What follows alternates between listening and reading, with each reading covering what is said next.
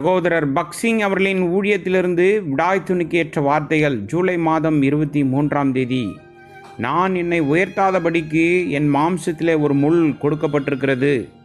என்னை நான் உயர்த்தாதபடிக்கு அது என்னை குட்டும் சாத்தானுடைய தூதனாயிருக்கிறது. 2 கொரிந்தியர் புஸ்தகம் 12வது அதிகாரம் 7வது வசனம்.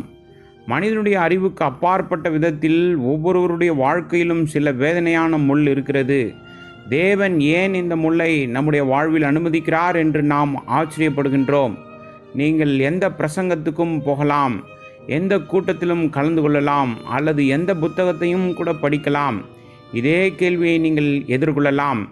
ஏன் ஆண்டவர் இந்த முல்லை என் வாழ்க்கையில் அனுமதித்தார்? வேறெந்த முள்ளையும் நான் பொருட்படுத்தவில்லை.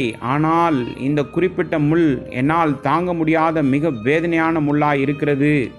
அந்த நண்பனின் மூலம் ஏன் இந்த முள் எனக்கு வர வேண்டும்? நண்பனே என் வாழ்க்கையில் முள்ளாக மாற வேண்டும் என்று என்னால் நினைத்து கூட பார்க்க முடியவில்லை. இங்குதான் நாம் குழப்பமடைகிறோம். இந்த காரியங்களை நாம் புரிந்து கொள்ள முடியாது. நாம் வேதத்தையும் மற்ற புத்தகங்களையும் படித்தாலும் ஜெபித்தாலும் பதில் கிடைக்காது. பல நண்பர்களிடம் சென்றாலும் பதில் இல்லை. பிறகு அந்த போதகர் நல்லவர் அல்ல. என் கேள்விகளுக்கு அவர் பதில் சொல்லவில்லை. எனக்கு ஒரு வேதனையான முள் இருக்கிறது. அந்த முல்லை தேவன் ஏன் என் வாழ்க்கையில் அனுமதித்தார் என்று நாம் ஆச்சரியப்படுகின்றோம். 3ஆம் வானத்துக்கு சென்றாலும் பதில் கிடைக்காது. முள்ளாக அது இருந்தாலும் உங்கள் சரீரத்தில் தான் இருந்தாக வேண்டும். நம்முடைய வாழ்வில் முட்கள் ஏன் அனுமதிக்கப்படுகின்றன என்பதை அறிய நமக்கு உரிமை இல்லை. தேவனுக்கு மட்டுமே தெரியும். நண்பர்கள், அண்டை வீட்டார், கணவன் அல்லது மனைவி, போதகர், சபை மூப்பர் அல்லது வேறு யாரேனும் மூலமாக இந்த முள் உங்கள் வாழ்க்கையில் இருக்கலாம். ஏதோ ஒன்று உங்களிடம் இருக்கிறது. அதை தாங்குவது மிகவும் வேதனையாக இருக்கிறது என்பதுதான் உண்மை. அந்த முள் உங்கள் நிம்மதியை, சமாதானத்தை பறித்துவிட்டது. தேவனுடைய வார்த்தைக்கான உங்கள் பசியை உங்களிடமிருந்து நீக்கிவிட்டது. நீங்கள் மிகவும் குழப்பமாகவும் அமைதி இழந்த நிலையும் கூட உணரலாம். நீங்கள் பலவீனமாக இருப்பதை கண்டு உங்கள் இருதயத்தில் தேவனை தேட ஆரம்பிக்கிறீர்கள். தெரிந்தோ தெரியாமலோ நீங்கள் உங்கள் பாவங்களை ஒப்புக்கொள்கிறீர்கள். நீங்கள் உங்கள் பாவங்களை ஒப்புக்கொள்ளும் போதெல்லாம் நீங்கள் கழுவப்பட்டு மன்னிக்கப்படுகிறீர்கள். ஆனால் அந்த முள் மட்டும் இன்னும் நீங்கவில்லை.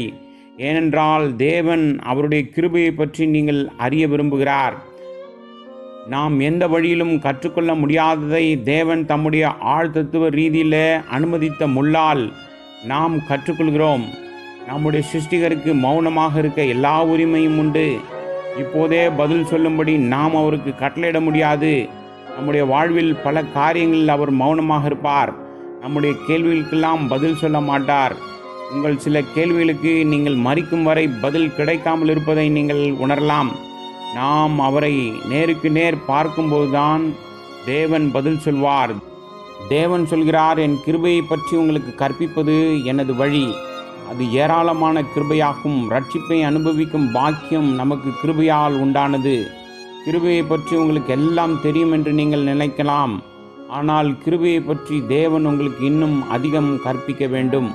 1 பேதுரு புஸ்தகம் 5வது அதிகாரம் 10வது வசனத்தில் கிறிஸ்து இயேசுக்குள் நம்மை தமது நித்திய மகிமைக்கு அழைத்தவராயிருக்கிற சகல கிருபையும் புரிந்திய தேவன் தாமே கொஞ்ச காலம் பாடனுபவிக்கிற உங்களை சீர்படுத்தி, ஸ்திரப்படுத்தி, பலப்படுத்தி நிலைநிறுத்துவாராக.